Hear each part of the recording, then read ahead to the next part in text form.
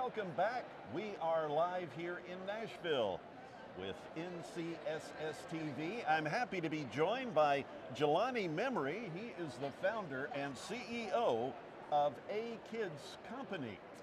Jelani, can you tell us a little bit about the talk that you were giving here on Friday at NCSS, and what key takeaways would you want the audience to leave here with? Yeah, I'm going to be talking about hard conversations with kids.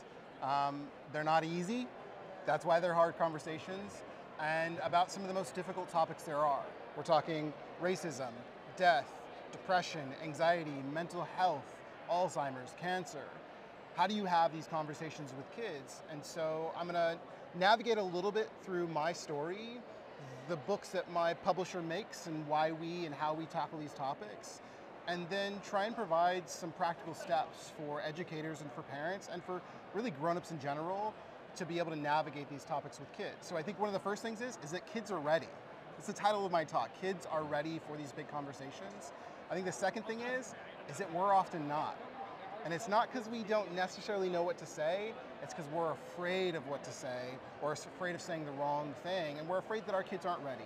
So being able to lean in with our kids and start those conversations, instead of finishing them on the first conversation, is really what my talk's all about.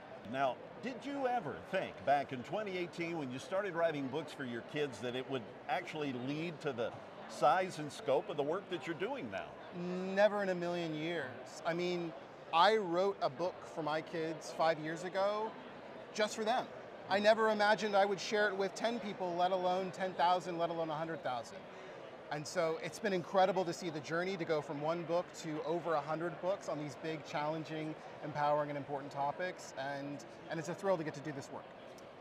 With kids media today so focused on simply entertaining, how important is it in offering various media resources outside of books, and what other resources do you think we can use effectively?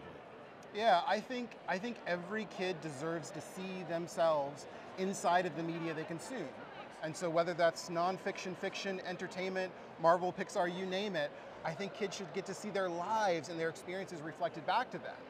And I think we've made a habit of just trying to pacify and entertain kids instead of trying to uplift and empower them. And so I think that can be a book, that can be a movie, that can be a TV show, that can be a conversation, a game that they play with the grown-up in their life.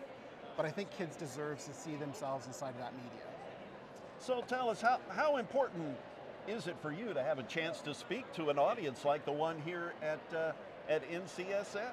It's a thrill to get to engage with administrators, educators, and anytime I get a chance to just talk with grown-ups about my story, why I think it's so important that we have these hard conversations with kids, and hopefully they go back and maybe just start one big, important, sticky, uncomfortable conversation with a kid in their life, or with the classroom, or maybe with the whole school. So it's a complete privilege. Well, Jelani, thank you for joining us here today. We hope you continue to have a great conference, and it's been great speaking with you. Thank you. It's great to be here.